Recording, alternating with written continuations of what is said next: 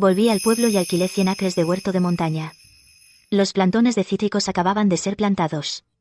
Mi vecino Ricardo trajo más de 4000 pollos de corral. La bandada escarbó el semillero, removiendo toda la capa superficial. Él se paró al pie de la colina, apoyado en una caña de bambú. Y gritó que esos pollos estaban llenos de energía. Pero yo no discutí, y cada atardecer, él jugaba a las cartas en la entrada del pueblo, mientras yo esparcía insectos secos ricos en proteínas en el valle trasero. Al tercer día, ni uno solo de sus pollos volvió cuando llamó. Esa tarde, estaba revisando las conexiones de las tuberías de riego por goteo cuando oí un aleteo al pie de la colina, y entonces los pollos se alborotaron, cacarearon y se dispersaron por todas partes. Los más de 4000 pollos subieron la cuesta como si se hubiera abierto una compuerta, surgiendo desde abajo, y en un instante se arremolinaron en el semillero. Escarbaron con sus garras, picoteando con sus picos. En la empinada pendiente, los nuevos plantones fueron arrancados de raíz. En los extremos rotos aún se aferraban gotas de agua de cuando acababan de ser plantados.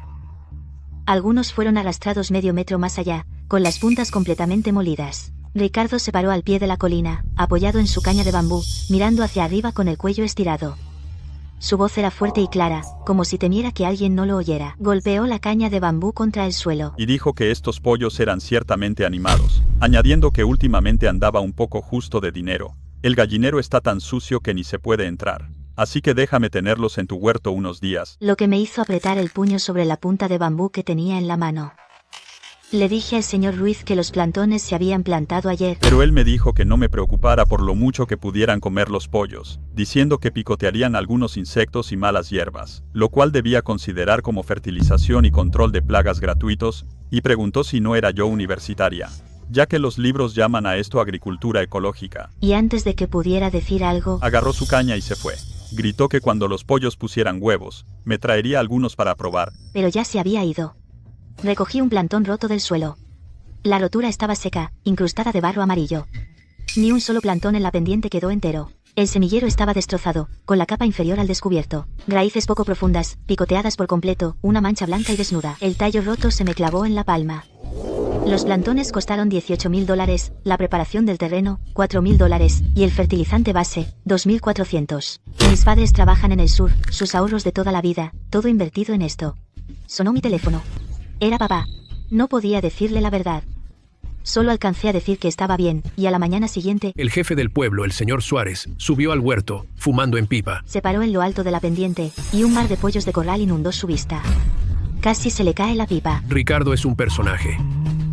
Alguien como Clara, no te enfrentes a él directamente. El año pasado sus ovejas se metieron en el maizal de Arturo. Se comieron todos los brotes tiernos. Arturo fue al centro comunitario a defender su caso, pero le extorsionaron 20 euros en gastos médicos. Su hijo Hugo es igual de malo. Eres una chica joven, ni siquiera te has asentado en el pueblo. Será aún más difícil. Si todo lo demás falla, ve y ofrécele un cigarrillo. Di unas palabras suaves. Si se guarda las apariencias, quizás esto se solucione. Ve y ofrece un cigarrillo. Di unas palabras suaves. Entonces nunca podré mantener la cabeza en alto por aquí.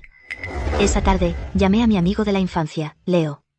Él regenta una tienda de suministros agrícolas en el pueblo. Después de contarle toda la historia, se quedó en silencio al teléfono durante un buen rato. Cuando volvió a hablar, su voz era muy baja. Por las malas no funciona. Prueba por las buenas. Ven a verme mañana a la tienda. Al día siguiente, Leo y yo nos encontramos en su tienda de suministros.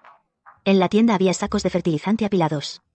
El aire olía a pienso. Sacó un saco de tela de debajo del estante y desató la abertura. Los gránulos tostados eran gruesos y secos, con un olor dulce y a pescado. Cogí un puñado.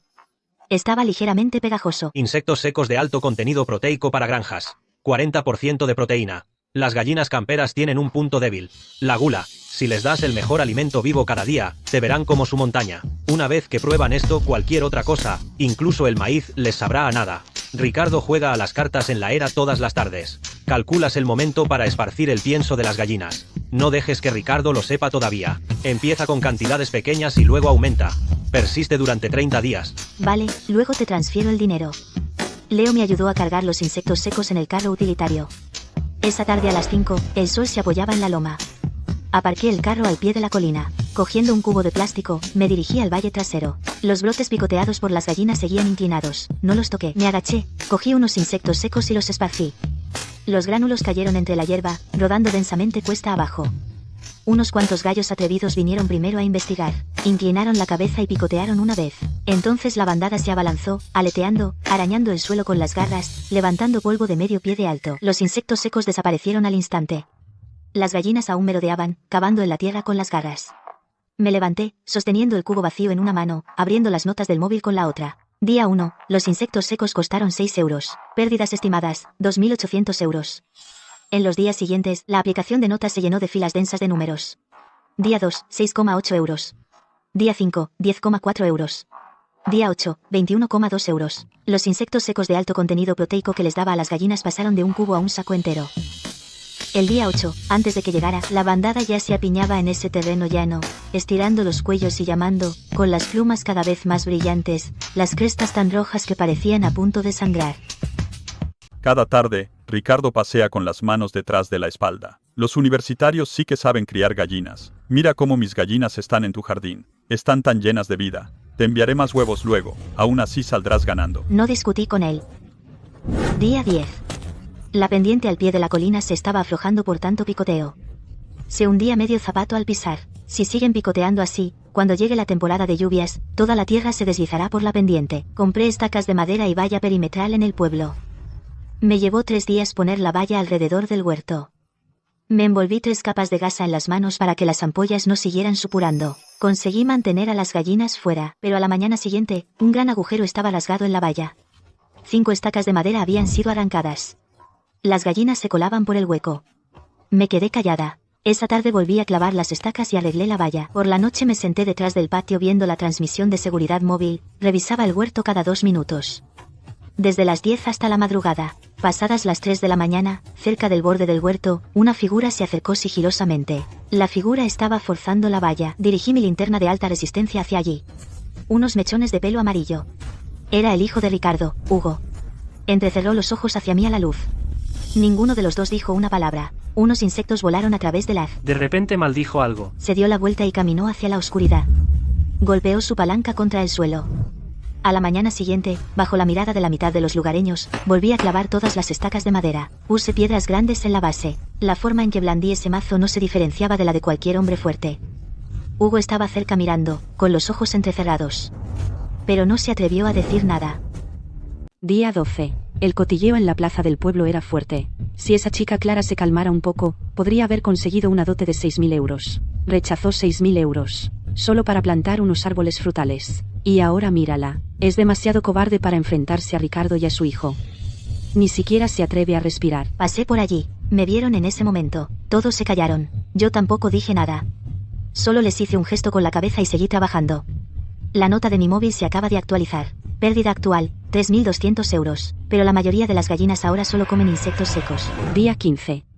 Ricardo se estaba volviendo loco. ¿Qué pasa con estas gallinas? Ni siquiera quieren comer el maíz recién plantado. Es muy extraño. Antes se peleaban por esto, pero ahora no lo tocan. Estaba charlando conmigo, con los ojos llenos de cálculo. Hay demasiados bichos en el huerto. Están llenas, así que no necesitan comer al volver. Aún así, no debería ser así. Regresó solo, aún pensando. Lo que él no puede entender, yo sí. Día 20. Ricardo vino al huerto a ahuyentar las gallinas. Esta vez trajo un palo de madera más largo. Silbó al pie de la cuesta. El silbido sonó 3 veces. Las gallinas asomaron la cabeza del bosque, miraron alrededor, y luego se escondieron de nuevo. Corrió de un lado a otro por la cuesta, con los puños del pantalón cubiertos de rebabas y hierba rota. Se cayó 2 veces. Tenía la cara cubierta de arañazos sangrantes de la hierba alta. Docenas de gallinas volaron sobre la cabeza de Ricardo, cacareando fuerte. Plumas de gallina por todas partes. Ricardo estaba a punto de levantarse pero se atragantó con las plumas y volvió a caerse. Marta estaba recogiendo verduras silvestres cerca y no pudo evitar reírse. Ricardo, ¿qué pasa con tus gallinas? Porque ya no te obedecen. Unos cuantos lugareños ahogaron la risa. Ricardo estaba rojo de la cara al cuello.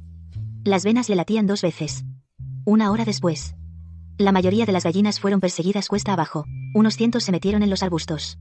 Se negaron a salir. Solo asomaban las puntas de sus crestas. Hasta las gallinas se rebelan. Los lugareños contuvieron la risa. Siguieron con su trabajo. Yo me quedé en el cobertizo mirando, hasta que se fue con una caña de bambú, maldiciendo todo el camino. Entonces saqué el móvil del bolsillo, y escribí en mis notas, día 20. Gasto de insectos secos total, $1.244. Día 22. Al amanecer, Ricardo se plantó en la puerta de mi jardín. Empezó a gritar. Maldito ladrón de gallinas. ¿Te atreves a robarme a mí? Andaba por los 50. Tenía la cara roja brillante. Ahora parecía un mono ridículo. Alguien abrió una ventana y le llamó. Ricardo, ¿qué resucitando muertos tan temprano? ¿Qué canalla me ha robado las gallinas? 800. 800. Eso es una pérdida enorme. La vecina quería reírse pero se contuvo. Ricardo miró fijamente al tipo con furia. Luego se giró y me miró a mí. Clara, sé sincera conmigo.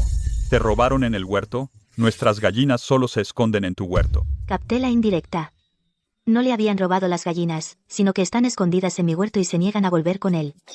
En ese caso, ¿por qué no llama usted a la policía por mí, señor Ruiz? Si Ricardo realmente se atreve a llamar a la policía, no necesita hacer comentarios sarcásticos justo delante de mí.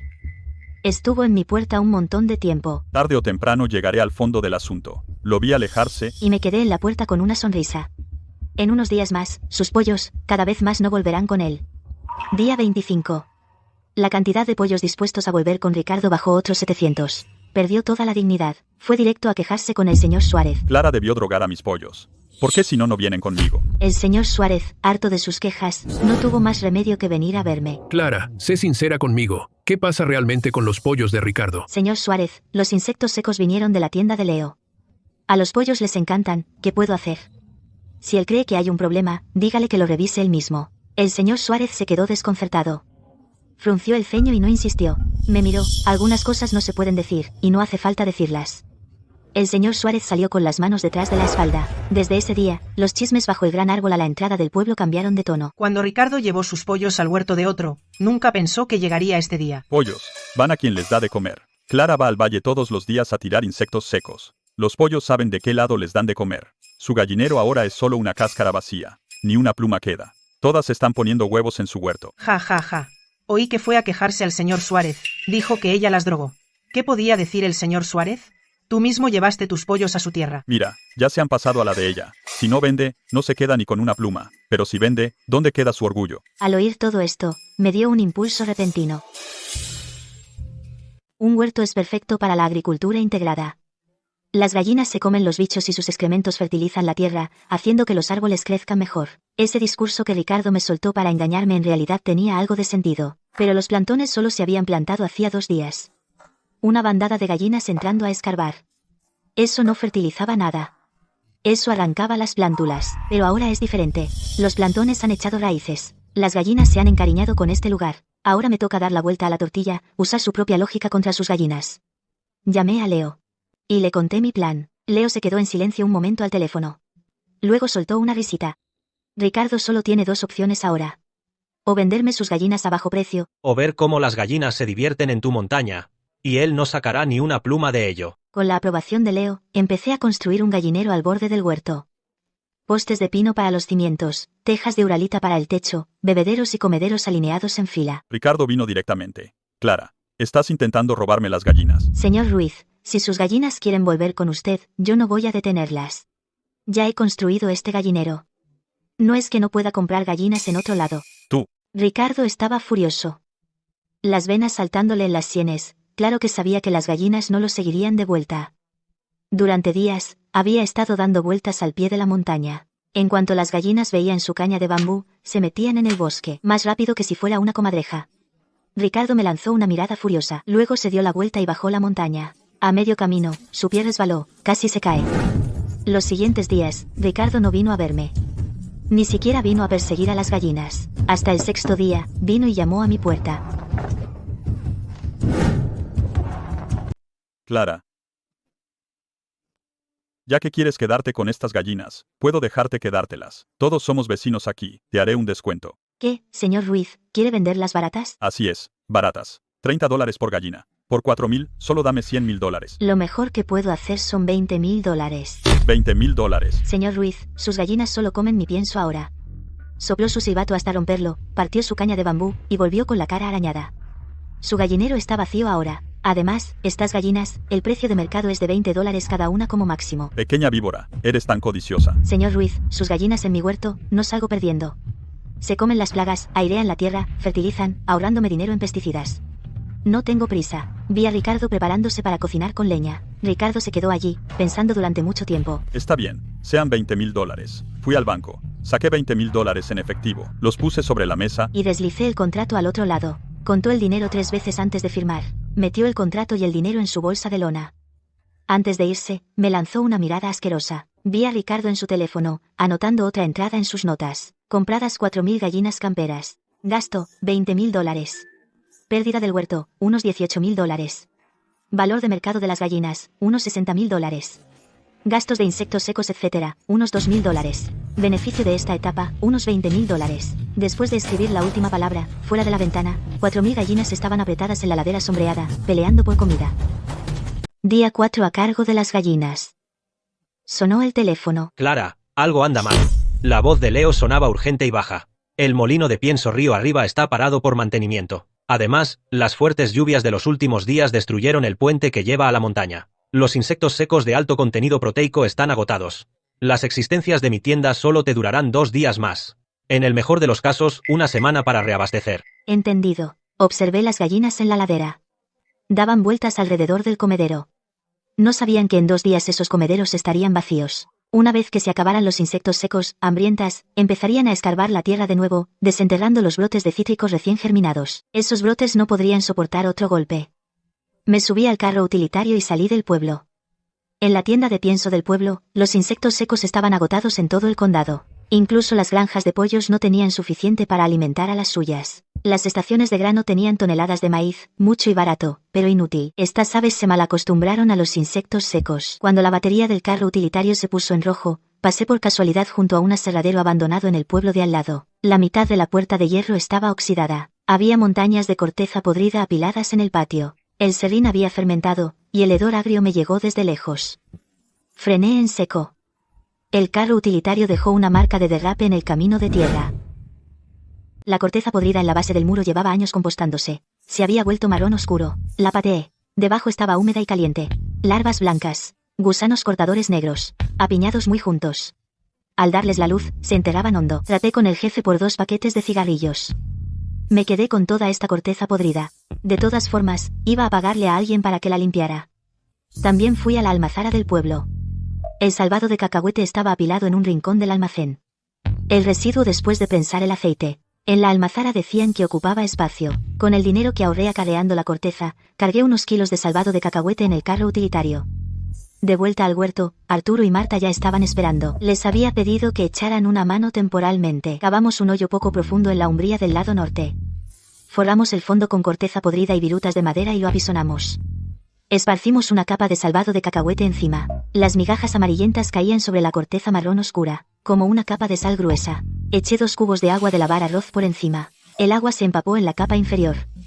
La corteza chasqueó. También recogí por el huerto algunas frutas podridas con agujeros de insectos, las trituré y las eché. Arturo cogió un puñado de hierba seca y la esparció encima. Saqué la malla de sombreo del carro utilitario. Nosotros 2, cada uno en un extremo, la desplegamos y la cubrimos. Justo entonces, Ricardo se acercó. Una chica que ha leído mucho es otra cosa. Y puedes criar pollos con un montón de corteza podrida. Se paró junto al hoyo, con las manos en las caderas, como hablando para sí mismo. Pero claramente lo decía para que lo oyéramos. Calculo que tus 4.000 pollos acabarán muertos o enfermos. Ni siquiera tendrás tiempo de llorar. Arturo estaba a punto de replicar de inmediato, pero le hice un gesto para que se callara. Se tragó las palabras. Marta también apartó la cara, demasiado perezosa para responder. Ninguno le hizo caso. Ricardo resopló y se fue. Después de eso, vino a pasear varios días seguidos, esperando ver cómo mataba a los pollos alimentándolos. 3 días después, levanté la malla de sombreo delante de él. El olor agrio fermentado mezclado con salvado de cacahuete y ese aroma dulce a vino subió de golpe. Levanté la capa superior de hierba seca y hojas. Y las larvas blancas se habían multiplicado muchísimo. Cada una estaba bien gorda. Se retorcían entre la corteza podrida y las virutas. Los gusanos cortadores estaban todos apelotonados en el fondo, más del doble que hace una semana. Recogí una palada, mitad larvas, mitad virutas, la llevé a un espacio abierto del huerto, y la tiré de golpe. El enjambre se dispersó al instante, como un puñado de semillas de sésamo negro derramadas en el suelo. Primero, un gallo pasó volando, luego otro, luego una bandada entera, mientras sonidos de aleteos, cloqueos y rasguños llegaban de todas partes, y la bandada convergió en el claro como una marea. Ricardo estaba junto a mi tanque de fermentación, y podía sentir toda la ladera moviéndose, su rostro sombrío, mientras Arturo se apoyaba en su azada, observando a los pollos revolverse a sus pies, relamiéndose. Bueno, estos pollos no pasaron hambre después de todo. Parecen aún más vivos. Refunfuñó Ricardo, dándose la vuelta y alejándose, mientras Arturo, Marta y yo, seguíamos alimentando a los pollos, los 4000 pollos que antes escarbaban por todas partes, después de comer el pienso fermentado, empezaron a dormitar bajo los árboles, con los ojos medio cerrados. Sus crestas eran rojo brillante y sus ojos relucientes, y cuando alguien pasaba, levantaban la cabeza, luego volvían a esconder la cabeza bajo las alas. 5 días después, Leo me trajo nuevos insectos secos ricos en proteínas, y al ver estos pollos lustrosos, no pudo evitar coger una red para atrapar uno, levantándolo y sopesándolo en la mano, diciendo: Estos pollos son sólidos, y cuando la granja avícola del pueblo compre 1 tonelada, ¿sabes cuánto cuesta el pienso de alto contenido proteico? Lo sé. Trajiste corteza podrida con solo 2 paquetes de cigarrillos, añadiste unos cubos de agua de lavar arroz, y creaste algo mucho mejor que lo de ellos. Ya no necesitarás pedirme dinero prestado para el pienso. Mientras la camioneta se alejaba, volví a entrar y abrí el libro de cuentas, y en una página nueva, escribí: desarrollé un método de cría con fermentación de insectos vivos, costo del pienso reducido en un 50%. Los pollos aumentaron de peso significativamente, y la tasa de plagas del huerto disminuyó simultáneamente. Nota: los pollos están llenos, quietos y no escarban el suelo, manteniendo a salvo las raíces de los árboles jóvenes. Mientras fuera de la ventana, 4000 pollos yacían en el atardecer, tan silenciosos que solo se oía el viento soplar, hojas susurrando y cloqueos ocasionales. Mañana del día 9. Encontré la válvula atascada. Durante mi ronda, noté que la presión del goteo no funcionaba. Seguí la tubería corriente abajo. Me detuve en el pozo de la válvula principal al pie de la colina. Alguien forzó la tapa del registro. Había virutas de cemento fresco alrededor del borde. Me agaché para comprobarlo. Cemento y grava obstruían la válvula y la atascaron por completo. Ya estaba completamente seca. Sabían dónde estaba la válvula, y sabían cómo bloquearla. Usaron cemento húmedo premezclado. Alguien que sabía lo que hacía hizo esto. Me levanté. No actué como un recién graduado quejándose o maldiciendo. Llamé a Leo. Esa misma noche, una bomba diésel y cientos de pies de manguera industrial llegaron hasta el arroyo del barranco. Evitamos la válvula bloqueada y bombeamos agua desde más abajo hacia la línea principal de riego por goteo. Problema de agua resuelto. Compré en la tienda del pueblo 2 botellas de licor y un cartón de cigarrillos. Arturo me había ayudado mucho, pero desde que volví al pueblo, esta era mi primera visita formal a su casa. Arturo, construiste el gallinero y cavaste el estanque todo gratis. Dejé el licor y los cigarrillos sobre la mesa. Hoy he venido a hablar de algo serio. Mi huerto ha crecido. Recoger huevos, limpiar gallineros, mezclar pienso, revisar tuberías, no puedo hacerlo todo yo sola. Me gustaría que tú y la señora Chan ayudarais. El salario es de 6 euros al día, pagado en efectivo. Comida incluida. Arturo no se movió. Y también quiero pedirte que sondees sobre quién más en el pueblo es fiable y bueno trabajando. ¿Podrías preguntar por ahí por mí? Lo miré. Arturo volvió a meterse la pipa en la boca. La brasa brilló una vez en el crepúsculo. Me miró. Largo silencio. Clara, no me estás pidiendo que sea un peón. ¿Quieres que vuelva a pisotear a Ricardo? Reuniré a algunas personas para ti mañana por la mañana. A la mañana siguiente, Arturo trajo a 4 personas consigo. Marta iba al frente. Detrás venían Jorge, Tomás, Arturo y Benjamín. Arturo metió su pipa en el cinturón. Clara, he traído a todos los que pediste. Preparé recibos de pago en papel por adelantado. Le di uno a cada uno. El pago diario es de 6 euros, en efectivo. Se proporciona el almuerzo, en efectivo. ¿En qué pendiente empezamos? Y así, el huerto se volvió animado. Arturo está a cargo de mezclar el alimento y revisar las tuberías. Marta dirige al equipo para recoger huevos y limpiar los gallineros. El primer día, Marta cocinó. Guiso sustancioso. 2 panecillos por persona. 3 días después, los chismes bajo el gran árbol a la entrada del pueblo cambiaron. Arturo está en el huerto de Clara. 6 euros al día, en efectivo. Se proporciona el almuerzo. Todo el guiso sustancioso que puedas comer. La noche del 7º día, terminaron el trabajo. Arturo estaba sentado bajo el gran árbol a la entrada del pueblo. Unos cuantos ancianos se reunieron alrededor para escuchar. Esas gallinas, comparadas con cuando las tenía Ricardo, han engordado más de una talla. Clara sabe cómo mezclar el alimento correctamente. Alimento vivo fermentado. Las gallinas lo comen, engordan y no se enferman. Y Ricardo miró hacia abajo por el camino del pueblo. No hubo un destello de emoción en sus ojos. La puerta del patio de Ricardo estaba herméticamente cerrada. Habían crecido malas hierbas por las grietas de la piedra. Está en casa bebiendo solo. Su gallinero ahora está limpio. Ni una sola pluma queda. Esa puerta estaba extrañamente silenciosa en el crepúsculo. Una ventana del segundo piso se abrió un poco. Luego se cerró de nuevo. Arturo tiene razón. Ricardo ha estado demasiado callado estos días. Desde que empezamos a pagar salarios fijos en el huerto, ni siquiera ha aparecido. Su puerta permanece cerrada todo el día. a veces una rendija en la ventana del segundo piso, pero sé que está mirando. Hugo, desde aquella vez que intentó cortar la valla perimetral, y lo pillé con mi linterna, tampoco ha salido de noche. Este silencio no es que se rinda. Es que está planeando su próximo movimiento. Fui al pueblo a recoger pienso. Allí, pasé por la perrera en las afueras del pueblo, y conseguí 2 pastores alemanes negros. Luego pasé por la tienda de Leo y recogí 4 cámaras infrarrojas con energía solar. De vuelta en el huerto, Arturo estaba en cuclillas bajo el cobertizo del grano, afilando un cuchillo. Levantó la vista y me vio conduciendo a 2 grandes perros negros desde la caja de la camioneta. Y se quedó quieto a mitad de la pasada. ¿De verdad has contratado guardias de seguridad para el huerto? Sí. Enrollé la correa en mi mano. Si Hugo se atreve a colarse de noche, estos 2 lo perseguirán hasta dejarlo en cueros. Arturo miró fijamente a los perros un momento, luego me ayudó a clavar 2 gruesas estacas de hierro a cada lado de la puerta perimetral. Encadenamos los perros a las estacas. Los 2 perros se echaron, apoyando el hocico en las patas, con las orejas vueltas hacia el huerto. Luego llevé una escalera y coloqué las 4 cámaras bien arriba en los árboles en las 4 esquinas del huerto. Cámaras apuntando hacia afuera, visión nocturna infrarroja, y la señal conectada a mi teléfono. Tras comprobar la calidad de imagen, cambié de pantalla y añadí una nueva nota en mi blog. Comprados 2 pastores alemanes negros, 4 cámaras infrarrojas solares. Gastos, $840. Nota, mejora del sistema de defensa. Afuera, estaba completamente oscuro. Los 2 pastores alemanes yacían junto a la puerta perimetral, sus orejas girando lentamente en la oscuridad. Los días de julio son abrasadores. Lleva 5 días sin llover. Tampoco hay viento por la noche. Esa noche, a la 1:30 de la madrugada, sonó mi teléfono. Una alarma del monitor. La pantalla se encendió. En la cámara 4, 3 figuras sombrías se arrastraban desde la cantera abandonada al oeste del huerto. El infrarrojo lo volvió todo blanco grisáceo. Se movían lentamente, pero sabían a dónde iban. No cabía duda de quién iba delante. Hugo llevaba un cubo de plástico, con antorchas atadas a la espalda. 2 desconocidos lo seguían, encorvados. Voces apagadas desde el receptor. ¿Hugo realmente va a hacerlo?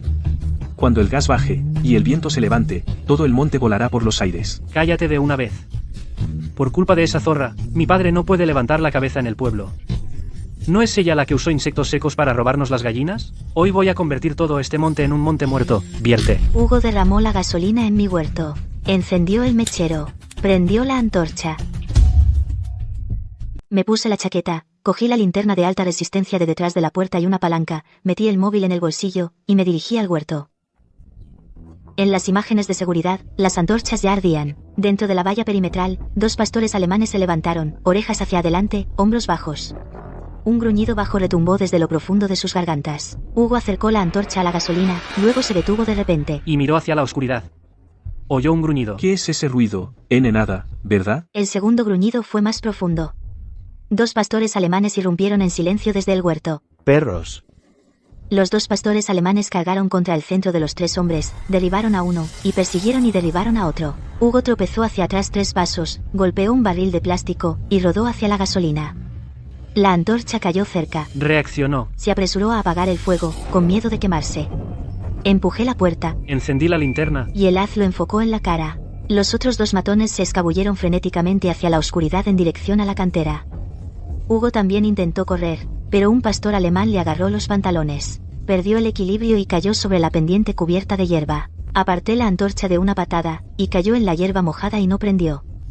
Me acerqué y empujé el barril de gasolina a la zanja de drenaje. Hugo, has traído gasolina a mi huerto en medio de la noche, tratando de ver cuántos años te caerían por incendio provocado. Las luces de la policía iluminaron medio pueblo.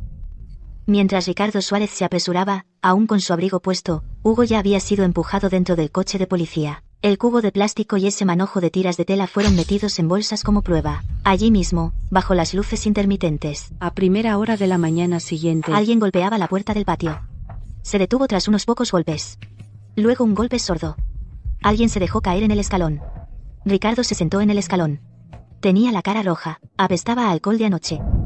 Clara, te lo ruego. Hugo, solo cometió un error estúpido. Si dejas que vaya a la cárcel, su vida se arruinará. Me giré y cogí una mandarina de la mesa. Me quedé justo dentro del umbral, pelándola lentamente. Señor Ruiz, en aquel entonces, cuando sus gallinas destrozaron todos mis plantones en la colina, ¿se paró a pensar alguna vez que esos plantones eran lo que mis padres ahorraron trabajando en la cadena de montaje durante 20 años?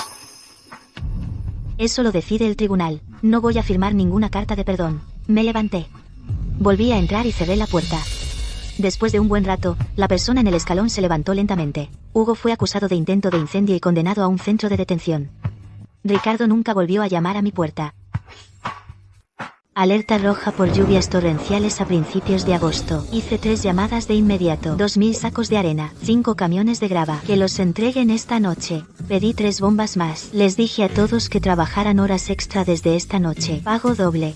Los huertos de montaña no soportan sequías ni inundaciones. Cuando llega una inundación repentina, si el agua no tiene por dónde ir, arrastra los brotes. Al anochecer, más de una docena de personas me estaban ayudando. Arturo llevó a 4 chicos al huerto. Limpiaron las zanjas principales de drenaje en los lados este y oeste. Pusieron grava en el fondo. Usaron sacos de arena para reforzar los taludes, y los profundizaron de medio metro a 1,20. Marta y un equipo de padre e hija llevaron 4000 pollos al gallinero reforzado en la zona más alta. Colocamos 2 capas de malla cortavientos. Aplanamos el techo y soldamos cables de acero. Me puse el impermeable y revisé las zanjas de drenaje cada media hora. Cuando la lluvia caía con más fuerza en la madrugada, un tramo de la zanja oeste empezó a derrumbarse. La tierra se deslizaba de las paredes. El agua lodosa se derramó por los bordes. Fluyó hacia los brotes. Arturo, tropezando en el barro, bajó corriendo la pendiente. Echó un vistazo. Se volvió y se sumergió en agua lodosa hasta la cintura, sujetando la pared que se derrumbaba con el hombro. Tomás también saltó. Benjamín saltó. Las mujeres acarreaban sacos de arena y los pasaban pendiente abajo de mano en mano. Nadie se echó atrás. Un relámpago surcó el cielo. En el terraplén al pie de la montaña, estaba una figura con un impermeable hecho jirones. El gallinero de Ricardo ya no estaba. Él solo estaba allí, esperando que mi huerto también se ahogara. Al acercarse el amanecer, los aldeanos y yo superamos la tormenta juntos. El viento amainó, y luego la lluvia también cesó. El agua de la inundación en el canal por fin empezó a calmarse. El agua de lluvia aún no se había drenado del todo, pero los muros del canal no iban a romperse de nuevo. Me desplomé en el barro. Mi impermeable tenía 3 rasgones. Mis manos estaban cubiertas de sangre. Arturo, Marta, Tomás y Benjamín, nos sentamos en la orilla del canal, apoyándonos unos en otros. El barro en nuestras caras se había agrietado en finas líneas. Al rato, Arturo se echó a reír, y los demás se unieron también. Una causa justa encuentra apoyo. Por fin comprendí cuán ciertas eran esas palabras. Mis 4000 gallinas camperas sobrevivieron. Los plantones de cítricos seguían en pie en grupos en la ladera. Algunos estaban inclinados, pero sus raíces aún estaban en la tierra. Ricardo seguía de pie en la terraza al pie de la colina, mascullando algo amargamente entre dientes. Su impermeable lo había protegido un rato, pero al final, la lluvia lo dejó empapado hasta los huesos. Se dio la vuelta y regresó. En casa, había montones de gallinas muertas esperando ser desechadas. 3 días después del desastre, les pagué a todos sus salarios, y le di a cada uno una pequeña bonificación en efectivo. Saqué 50 cajas de huevos de gallinas camperas del almacenamiento en frío. Recogí unos cientos de libras de naranjas tempranas. Cargué un carro utilitario lleno y lo conduje hasta el centro comunitario. Ricardo Suárez estaba haciendo el recuento de la lista de víctimas del desastre. Vio lo que había en el carro y dejó de escribir. Clara, ¿qué es esto? Una donación. Para los ancianos y las familias necesitadas que fueron más afectados, me miró. Y no se negó. Esa tarde, bajo el gran árbol en la entrada del pueblo, varias filas de personas estaban sentadas para refrescarse. Arturo estaba fumando en pipa, y contó la historia de saltar al agua fangosa durante la tormenta. Tomás intervino. Sin el huerto de la jefa Clara, nos habríamos ido arrastrados. Así es. Nuestro pueblo ha sido el menos afectado esta vez. Solo son sus 40 hectáreas. Unos cuantos abanicos y ya nadie la llamó así. En lugar de esa chica Clara, todos la llamaban jefa Clara. Al otro lado del pie de la montaña, la puerta del patio de Ricardo todavía estaba cerrada. Menos de 2 semanas después del tifón, volvió el calor. El sol brillaba de la mañana a la noche. El vapor se elevaba del suelo de las laderas. Durante mis rondas, noté algo extraño. Varios árboles jóvenes de cítricos en el lado sur tenían hojas que se enrollaban y se volvían amarillas. Las volteé, y había una capa densa de arañas rojas oxidadas y pulgones. Luego cavé en la tierra alrededor de las raíces y encontré varios gusanos cortadores grisáceos royendo los tiernos pelos radiculares. El tifón trajo más que solo lluvia. Huevos arrastrados desde campos vecinos encontraron este clima cálido y húmedo y eclosionaron como locos. Arturo se agachó a mi lado, dando la vuelta a una hoja, aplastando unas arañas rojas con los dedos. Su ceño se frunció en un profundo gesto de desaprobación. Ataque triple. Arañas rojas, pulgones, gusanos cortadores. Clara, esto no puede esperar. Antiguamente, cuando el pueblo cultivaba árboles frutales y se enfrentaba a esto, lo atacaban con dimetoato, lo rociaban con diclorbos y lo eliminaban en 2 días. No podía rociar. Pensando en los 4000 pollos en el huerto y los alevines que acababa de poner en el embalse, así que me levanté, arrancando las hojas mordisqueadas de las ramas. En cuanto rocíe, se lavará en el arroyo. Los bichos mueren, pero los peces también mueren. Entonces mis naranjas serán etiquetadas como tóxicas para siempre. Arturo dejó de intentar convencerme. Sabía lo que quería decir. Esa tarde, cuando salí del pueblo en mi carro utilitario, vi a Ricardo con un atuendo nuevo, sentado en su balcón del segundo piso con un plato de pipas de girasol. Y un viejo telescopio a su lado. ¿Se ha vuelto tonta esa chica Clara de tanto leer? Ni siquiera puede permitirse pesticidas. Solo espera y verás. Esos plantones en la ladera pronto serán leña. Su voz era lo suficientemente alta para llegar a mis oídos. No me detuve, y esa noche cuando regresé, me quedé despierta leyendo documentos y envié un correo a un profesor de la Facultad de Agricultura de la universidad. A la mañana siguiente temprano, conduje el carro utilitario al pueblo. No a la tienda de pesticidas. Al día siguiente por la noche, volví en mi carro utilitario desde el pueblo, sin pesticidas en el carro, solo unas cuantas cajas de cartón grandes apiladas. Encima había manojos de pasto de semillero con raíces. Arturo levantó la tapa de una caja. Se quedó paralizado 3 segundos enteros. La caja estaba llena de bichos diminutos. Ácaros depredadores, del tamaño de la cabeza de un alfiler, retorciéndose en el salvado de trigo junto con mariquitas asiáticas. La mitad de la caja eran larvas, corriendo rápido por los separadores de cartón. Sin rociar, solo soltar bichos. Soltar bichos. Bajé las cajas del carro. Los ácaros depredadores comen arañas rojas. Un ácaro puede matar más de una docena al día. Las mariquitas comen pulgones. Me agaché y desaté los manojos de pasto. Ageratum y alfalfa, las raíces aún envueltas en tierra húmeda. ¿Malas hierbas? Ageratum, su olor repele varias plagas. La alfalfa atrae enemigos naturales de los gusanos cortadores, escarabajos terrestres y avispas igneumónidas. No matamos bichos, invitamos a sus enemigos. Me miró de reojo, luego le dio las plántulas a Marta. Arturo cavó agujeros, Marta enterró las raíces, Tomás trajo agua de la cisterna, y remojó bien cada planta. Después de plantar la última, el cielo se había oscurecido. Para los gusanos cortadores más duros, tenía otro truco. Pusimos una olla grande en la cocina, echamos media olla de frutos de paraíso y chiles secos, la llenamos de agua y la hervimos. El vapor picante hizo toser a Marta. Arturo abrió todas las ventanas de par en par. Tras una hora de hervor lento, servimos el líquido marrón rojizo en cubos. Mezclado con agua, lo vertimos alrededor de las raíces de los cítricos, empapando un árbol, moviéndonos 2 pasos, empapando el siguiente. La mezcla se filtró lentamente en el suelo. Esto realmente funciona. No tóxico, pero los gusanos cortadores no soportan el olor. Saldrán de la tierra por sí solos. ¿A dónde? Directo a la superficie. Me levanté y me sacudí la tierra de las rodillas. Las gallinas están esperando. Ricardo lleva 5 días sentado en el balcón. Cada tarde, puntual, aparecía con ropa nueva, pipas de girasol y prismáticos. Los vecinos que pasaban le preguntaban qué hacía. Señaló mi ladera y dijo, solo esperando un espectáculo, viendo cómo esas plántulas se marchitan y mueren. Esa chica joven no compró pesticidas, soltó bichos en su lugar, como si los bichos fueran a funcionar. Empollona, ha perdido la cabeza. Al anochecer del 5.º día, él seguía sentado allí. En la mañana del 6.º día, patrullé el huerto de la ladera sur. Volteé una hoja que antes era la más enrollada y seca. El envés estaba completamente limpio. Quedaban algunas cáscaras de huevo de araña roja marchitas. Los ácaros depredadores estaban alrededor de las cáscaras, arrastrándose perezosamente. ¿Las arañas rojas? Desaparecidas. Volteé unas cuantas hojas más. ¿Los pulgones?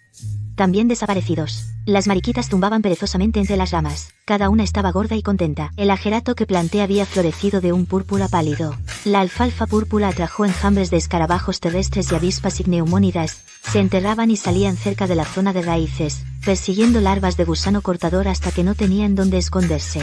Ocasionalmente, un pollo de corral salía corriendo de debajo de los árboles, raspando la tierra suelta, y picoteaba un gusano cortador gordo. El pollo echó la cabeza hacia atrás y se lo tragó. Todas las hojas rizadas y amarillentas se habían extendido, y se estaban volviendo verdes de nuevo. Arturo me siguió detrás, recogió una hoja, la tocó y no dijo nada. Cuando terminamos por el día, me paré en la ladera y miré hacia la casa de Ricardo al otro lado. Todavía estaba en el balcón, con los prismáticos recién bajados, apretados en sus manos. Entonces se giró de repente, golpeando los prismáticos contra la mesa. El sonido de las patas de la silla raspando las baldosas era chirriante incluso a media montaña de distancia. Entró furioso. La puerta del balcón se cerró de golpe. Volví adentro y abrí la aplicación de notas en mi teléfono. Empecé una nueva entrada, control biológico de plagas. Gasto, 60 euros. Arañas rojas, eliminadas. Pulgones, eliminados. Gusanos cortadores, aniquilados por enemigos naturales. Un sistema de eco-huerto altamente resiliente. Después de escribir la última palabra, fuera de la ventana, las plántulas de naranjo en la montaña crujían con la brisa vespertina. Este sistema había echado raíces en estas montañas. Los ácaros comen insectos. Los pollos comen gusanos cortadores. El estiércol fertiliza los árboles. Los árboles sustentan a todos. Ya no hay que comprarle nada a nadie. Justo después de la plaga de insectos, llegó la sequía. Luego se secó de nuevo a finales de agosto. Ni una sola gota de lluvia durante más de 20 días seguidos. El arroyo en el barranco pasó de un chorro a un goteo, y de un goteo a solo una mancha húmeda en las rocas. La tubería de riego por goteo pasó de rociar a gotear. Revisé el depósito. El nivel del agua bajaba un escalón cada día. El musgo del fondo se ha vuelto gris blanquecino. Las gallinas ya no se pelean por la comida. Incluso cuando echo bichos vivos fermentados en el comedero, picotean un par de veces y luego se retiran a la sombra. Los nuevos brotes de cítricos se están marchitando. Las hojas se enrollan en tubos apretados. El termómetro cuelga del marco de la ventana, la línea roja acercándose a 102 grados. Arturo está en cuclillas en la pendiente agrietada. La mitad del maíz del señor Lee al otro lado de la colina se ha marchitado por la sequía. Este barranco ahora solo fluye 2 horas al día, y el agua ni siquiera llega a nuestro estanque antes de que la cantera río arriba se la lleve. Llamé a la estación de suministro de agua del pueblo. Dijeron que es una operación de alivio de sequía a gran escala, y la cuota de agua agrícola se ha agotado. Mis 40 hectáreas de laderas son demasiado grandes. Tengo que encontrar una solución por mi cuenta. Después de colgar, me quedé junto al depósito. El agua restante en el fondo es solo una capa fina. La tierra bajo mis pies cruje cuando piso. El embalse no durará hasta el fin de semana. Esa tarde, estaba ajustando la bomba de agua junto al estanque. Oí pasos detrás de mí. Más de una persona. Ricardo estaba al otro extremo del estanque. A su lado, un hombre de mediana edad con un maletín de cuero, gafas con montura dorada. Una pequeña barriga. La forma en que miraba el huerto, como si evaluara un trozo de carne, clara. Este es el señor Blanco. Él maneja las compras de monopolio en el pueblo. La voz de Ricardo sonó fuerte y clara. Es todo un filántropo. Ya. Oyó que nuestro pueblo sufrió una sequía, así que está aquí para ayudar. El señor Blanco no se anduvo con rodeos. Sacó un contrato de su maletín y me lo entregó. El embalse de la cantera detrás de la montaña es mío. Conectado a un río subterráneo, tiene agua todo el año. Firma este contrato, y te suministraré agua a tu huerto todos los días, hasta la cosecha de otoño. Pasé 2 páginas. Luego cerré la tercera página. Las naranjas se venden a $1 en el mercado. Y tú te las llevas todas por 24 centavos. Estás comprando pollos de corral al precio de jaula, a $3 cada uno. ¿A esto le llamas ayuda? Clara, ahora mismo. Él es el único que puede conseguirte agua. Si dices que no, en una semana, todos tus plantones en la montaña se secarán y marchitarán. Tus pollos de corral morirán de sed y enfermedades. Para entonces, aunque vayas a pedir limosna, todas tus cosas no valdrán ni un centavo. 3 días, dentro de 3 días, aunque me supliques, el precio bajará otro 20%. Se dio la vuelta y caminó hacia el pie de la montaña. Ricardo lo siguió unos pasos, y me miró de reojo. Sonrió, dejando clara su intención. Tu agua está en mis manos. A ver cuánto aguantas. Me quedé junto al borde del embalse, mirando el reflejo de la montaña en el agua. En silencio. Solo firma ese contrato. Naranjas a 36 centavos la libra, todo incluido. Pollos camperos a $4 cada uno. Las naranjas están a $1 en el mercado. Los pollos están a más de $20. Él simplemente los revende. Les multiplica el precio varias veces. Ni siquiera puedo cubrir mis costes. Todos estos meses de duro trabajo, desde la primera palada de insectos secos, hasta el estanque de fermentación, hasta las zanjas de drenaje, hasta los 4000 pollos, todo, trabajando para él gratis. Si no firmo, el agua no durará hasta el fin de semana. Cogí los guijarros en mi mano, y los tiré uno a uno al estanque. El nivel del agua seguía bajando. Por la tarde, Arturo estaba agachado en la ladera, con una pipa apretada entre los dientes. La brasa en la punta parpadeaba en el crepúsculo. Ante él se extendía la pálida y seca ladera. Clara, hay algo que tengo que decirte. En cuanto a esta zona de colinas, no te dejes engañar por todos los árboles y hierba de arriba. Debajo, todo es roca. El pueblo perforó algunos pozos antes. Excava unos 9 metros más o menos y llegas al agua. Pero eso no es agua de verdad. Se filtra por las grietas de la roca. Con un poco de bombeo se agota en 3 o 5 días. Si quieres que tus 40 hectáreas tengan suficiente agua, tendrías que perforar esa capa de granito. Solo una perforadora pesada que alcance los 180 metros de profundidad puede atravesarla. Todo el equipo cuesta más de $10,000, y necesitarías un equipo de prospección profesional. Nadie asumiría ese riesgo. Me quedé junto a él. Sin decir una palabra, abrí en silencio la aplicación de notas de mi teléfono. La desplacé. Tengo menos de $10.000 en capital de trabajo, perforar un pozo de agua profundo, plataforma de perforación pesada, bomba de pozo profundo y tubería de desvío de agua. Me faltan al menos 1.200 euros. Apagué la pantalla. Marqué el número de Leo. Leo, ¿puedes prestarme 1.200 euros? Ayúdame a contactar con el equipo de perforación del pueblo.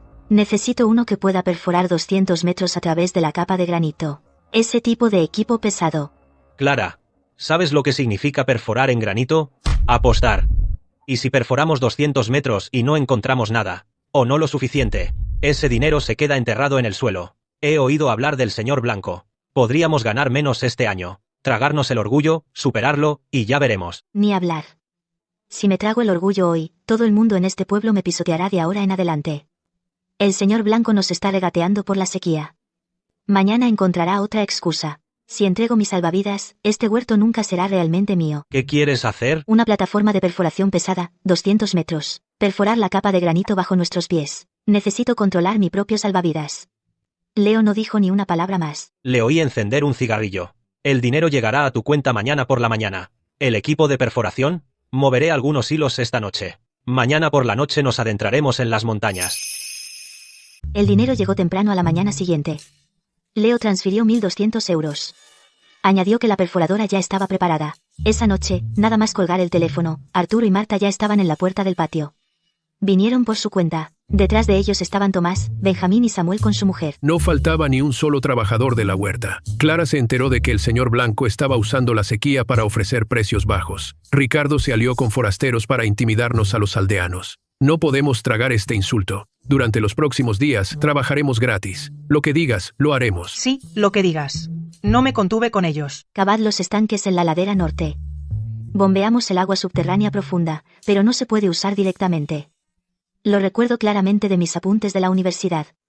Esa agua está helada todo el año. Si va directamente al sistema de riego por goteo, las raíces de los cítricos sufrirán daños por heladas, y las gallinas camperas tendrán diarrea. Necesitamos construir estanques escalonados entre el pozo y la huerta, capa por capa, un nivel tras otro, dejando que el agua se caliente y evapore al sol.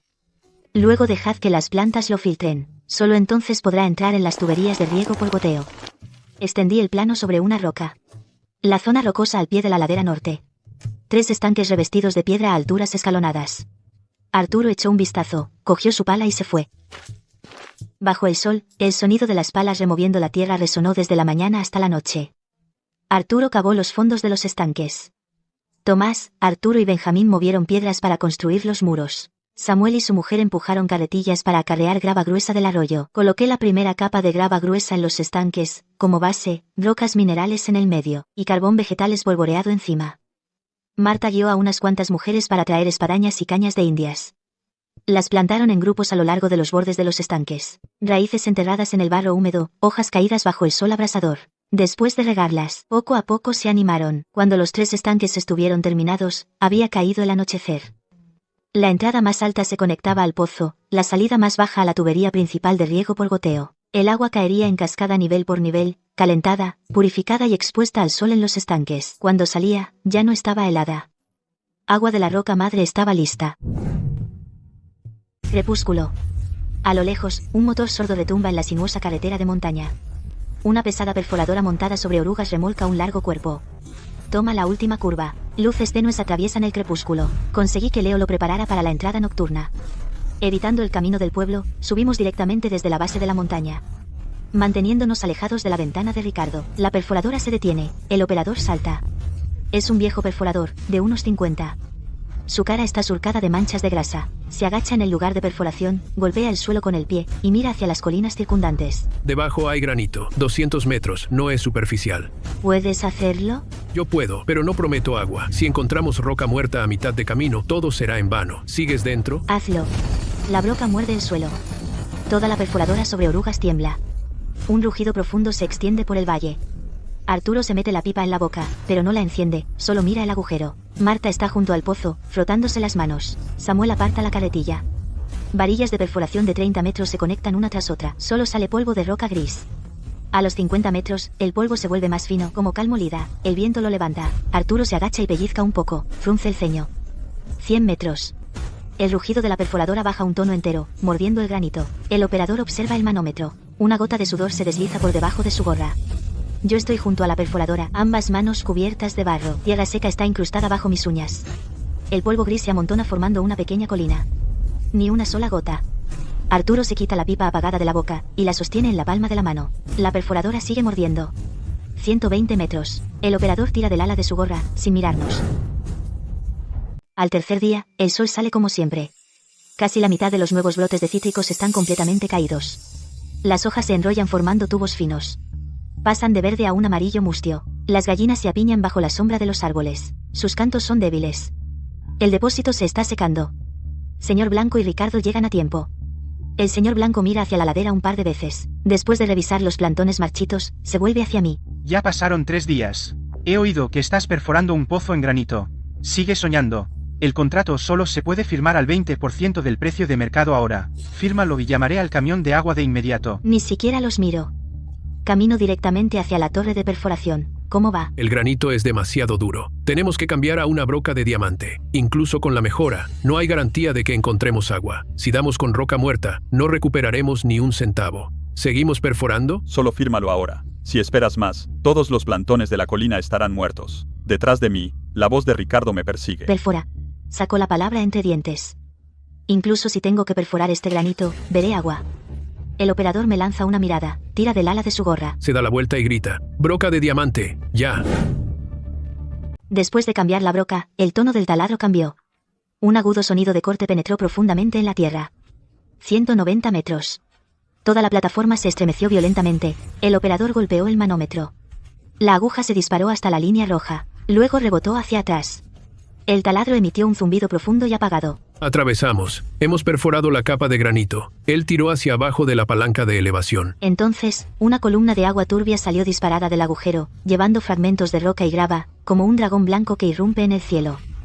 Una fuente de 10 metros de altura brotó bajo el sol ardiente, refractándose en un arco iris. Arturo se arrancó el sombrero de paja. Y lo arrojó al suelo. Saltó y bailó sobre el montón de rocas. Arturo, Benjamín y Tomás se abrazaron. Marta agarró a la esposa de Samuel, riendo y llorando. Toda la ladera norte vitoreó. Mis piernas cedieron. Me desplomé sobre la grava. El agua helada caía desde arriba, empapándome de pies a cabeza. Esa agua estaba helada. Llevando la dulzura de 200 metros de profundidad, el señor Blanco se paró a la sombra, con el rostro oscuro y sombrío. Ricardo se paró a su lado, también con el rostro oscuro. Ni una palabra, mirando fijamente a mí y al agua subterránea fresca. El agua subterránea se bombea a los estanques en terrazas. Fluye escalón a escalón a través de los 3 estanques. La arena gruesa y las rocas minerales filtran la arena y los sólidos en suspensión. El agua pasa de turbia a clara. En el segundo estanque, las raíces de las espadañas y las cañas de indias absorben las impurezas minerales. Sus diminutos pétalos caídos flotan en la superficie. El tercer estanque ha estado al sol todo el día. El agua superficial está tibia al tacto. El agua subterránea de 10 grados se calienta hasta unos 20. Ya no está helada. Me agacho junto a la salida del tercer estanque y tomo un puñado de agua. No está fría, sino tibia, con olor a sol. Abro la válvula principal de riego por goteo, y el agua fluye por las tuberías cuesta arriba. Los elevadores de riego por goteo se encienden uno tras otro. El sonido del agua goteando se extiende desde el pie hasta la cima de la colina. La tierra agrietada chisporrotea en cuanto se moja. Burbujas finas suben de las grietas del suelo. Las hojas de cítricos enrolladas se despliegan lentamente en el agua. Empezando por el borde de la hoja, se vuelven verdes poco a poco hacia el centro. Las gallinas oyen el agua, y se levantan de la sombra de los árboles. 1, 2, y luego todo el grupo. Vuelan hacia los elevadores, apiñándose alrededor de los goteros para beber. Su cacareo es ensordecedor. Me levanto y me limpio el barro y el agua de la cara. Señor Blanco, su tan llamada ayuda oportuna es solo que me da un precio bajo cuando me muero de sed. Mi dignidad me consiguió un manantial que nunca se seca. Los miro. Abro la cámara de mi teléfono y tomo una foto. Este es mi nuevo memo. Después de la sequía, el clima finalmente volvió a la normalidad. Unas lluvias de otoño, y los cítricos jóvenes de toda la montaña absorbieron mucha agua. Brotaban nuevos tallos uno tras otro, cubriendo toda la ladera de un verde fresco. Planté un círculo de espinos y piracantas alrededor del huerto. Los espinos crecen rápido, la piracanta es densa, formando un seto natural. Las gallinas picotearon un par de veces, encontraron que pinchaban, y se limitaron a deambular por el huerto. También eché alevines de carpa herbívora y carpa cruciana en el embalse del arroyo de la montaña. Los peces comen restos de estiércol de gallina y fruta caída, y lo que excretan es descompuesto por microbios, convirtiéndose en plancton que alimenta a los peces de nuevo. Arturo se agachó junto al embalse y observó durante mucho tiempo. Las gallinas comen bichos, su estiércol fertiliza los árboles, los peces comen estiércol de gallina y fruta caída. Tu huerto ya se autoabastece. Casi, pero las hojas caídas y las ramas podadas se acumulan al pie de la pendiente, se pudren y alimentan el tanque de fermentación. Chasqueó la lengua, y negó con la cabeza. Leo vino a echar un vistazo una vez, se paró en la ladera y miró alrededor. Observó la montaña llena de cítricos jóvenes, las gallinas bajo los árboles, los peces en el embalse, y las flores púrpuras de ajerato floreciendo entre las filas. Clara, ¿sabes cómo se llama esto? No es agricultura forestal. Es un ciclo cultivo ganadero. Rinde mucho más que solo plantar árboles frutales. Miré la exuberante montaña y no dije nada, recordando cuando la arrendé por primera vez, aquellos plantones destrozados, raíces rotas, pegados al suelo seco y amarillo, raíces apuntando al cielo por toda la ladera, ni uno solo intacto. En aquel entonces me agaché en la tierra, recogí un plantón roto, y le dije solo 3 palabras a mi padre: está bien, y ahora sigue estando bien. Esta montaña ha vuelto a la vida. En otoño, apareció la primera fruta. El primer lote de cítricos de maduración tardía se cortó de las ramas. La cáscara era de un naranja rojo brillante y lustroso. Pelé una, la pulpa era dulce y se derretía en la boca. Arturo se puso debajo del árbol y partió una por la mitad. Después de comer se chupó los dedos. Estas naranjas son de verdad. Recogemos 800 o 900 huevos de gallinas camperas al día. Las cáscaras son gruesas. Se casca uno en un bol. La clara es espesa y rica. La yema es de un rojo vibrante. Estos huevos son increíbles. Por la época de la fiesta de la cosecha, creé una cuenta de vídeos cortos llamada El Eco Huerto de Clara. El primer vídeo era un grupo de gallinas camperas, escarbando debajo de los cítricos. 2 pastores alemanes negros patrullaban la ladera. El segundo vídeo mostraba cítricos recién cogidos del árbol, con tallos y hojas todavía adheridos. Me filmé pelándolo durante 30 segundos completos. Hice zoom en HD. Se podía ver la niebla de aceite saliendo de la cáscara. El tercer vídeo era cascando un huevo. La yema anaranjada roja cayó en el bol, redonda y regordeta. La clara era tan espesa que se estiraba en hilos. El pie de foto era solo una frase: sin pesticidas, camperas en el huerto. Empaquetados en cartones de huevos de espuma antichoque, enviados en cajas de cartón transpirables. Los pedidos llegaban volando como copos de nieve. La gente de ciudad preocupada por la salud vio la clara elástica y la yema naranja roja, y sin dudarlo, pidieron directamente. El primer lote se agotó en 3 días. El precio al por menor era un 30% más alto de lo que vendíamos a los distribuidores. Arturo se agachó en el cobertizo de embalaje, plegando cajas. Mientras plegaba, se echó a reír. Esto se vende mucho más rápido que en el mercado. Al 5.º día de ventas, la gente empezó a pedir reembolsos en el sistema. 1 o 2, luego un montón de reembolsos. Todas las razones eran extrañamente las mismas. Decían que vieron comentarios diciendo que no era seguro. Abrí la sección de comentarios del vídeo. Docenas de comentarios malvados estaban al principio. Rociado con pesticidas, no compren los madurados con hormonas, son malos para ustedes. Esta tal Clara. Soy de su pueblo. Esta mujer solo piensa en el dinero, es totalmente despiadada. La tierra y el agua de las montañas están arruinadas por los pesticidas. Todas estas cuentas son recién registradas, sin avatar, sin publicaciones, solo un nombre, una larga cadena de números como ID. Pero los comentarios llegaban uno tras otro y los me gusta eran sospechosamente altos. Alguien estaba organizando entre bastidores. Marta estaba de pie en el cobertizo de envíos, mirando la mesa llena de formularios de devolución y cajas de cartón abiertas. Se le pusieron los ojos rojos. Se secó los ojos con la manga. Clara, nuestras cosas son limpias y honestas, y las han arruinado con sus lenguas viperinas. ¿Qué hacemos ahora? Volví a esos comentarios malvados, y los leí de nuevo. Entonces no pude evitar sonreír con suficiencia. Marta, ve a buscar a Arturo y a los demás. Dejé el teléfono. Hoy no hay envíos. Inicia un directo. Inicia un directo y contraataca. No para contraatacar, sino para que la verdad les dé una bofetada en la cara.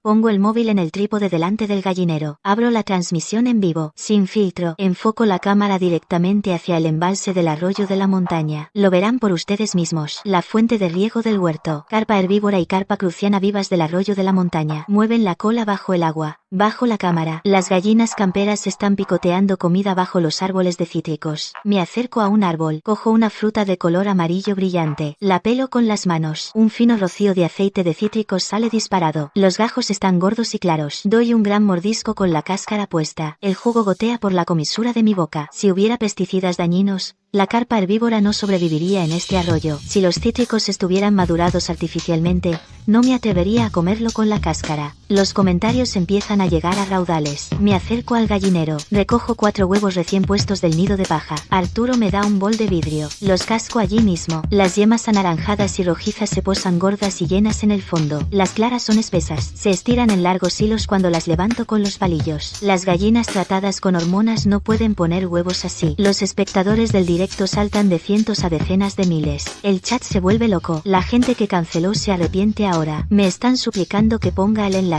Estos son huevos de gallinas camperas de verdad. Les dije que el stock de hoy es limitado. Primero en llegar, primero en servirse. En menos de 2 horas, todo el stock del día se agotó. Gané 100.000 nuevos seguidores. 3 días después de la transmisión en vivo, un camión refrigerado entró en el pueblo. Ricardo Suárez llevó al señor Lee hasta el borde del huerto. Era el mayor mayorista de productos agrícolas del pueblo, especializado en cadenas de suministro ecológicas de alta gama. Entró directamente en el huerto, agarró una gallina, la pesó en la mano, examinó las garras y las puntas, luego miró el comedero y el bebedero. Jefa Clara, me llevo este lote. En cuanto dijo eso, un carro utilitario traqueteante llegó desde el camino del pueblo. Ricardo lo pedaleaba, la caja cargada con docenas de pollos enfermizos y flacos. Sus crestas estaban pálidas y caídas. Estacionó el carro de lado frente al camión refrigerado, sonriendo de oreja a oreja. Señor Lee, estos son pollos camperos alimentados con grano ecológico. El señor Lee miró hacia abajo a los pollos apiñados en la jaula. Frunció un poco el ceño. Hice que Arturo trajera una jaula de bambú. Dentro, los pollos camperos tenían plumas brillantes, crestas rojas y cuerpos fuertes. La mirada del señor Lee se desplazó del carro de Ricardo a mi jaula de bambú. Agarró casualmente un pollo de la jaula de bambú, lo pesó, examinó sus garras y el color de la cresta, lo devolvió y agarró otro. Los examinó todos, luego se volvió hacia Ricardo. Quédese sus pollos. La cara de Ricardo se quedó helada. El jefe Lee se volvió hacia mí. Se limpió las manos. Delante de todo el pueblo que observaba, en voz alta. Jefa Clara, este envío suyo. Me llevaré todos los huevos, naranjas y los peces del estanque. Añadiré un 20% sobre el precio al por mayor. Firmemos el contrato ahora. Sacó el contrato de su maletín. Agachado junto a la mesa baja frente al gallinero, garabateó unas líneas. Lo empujó hacia mí y lo firmé. Luego sacó un fajo de billetes de su maletín. Me lo puso en la palma de la mano. Esto es el anticipo. Ricardo empujó su carro utilitario destartalado.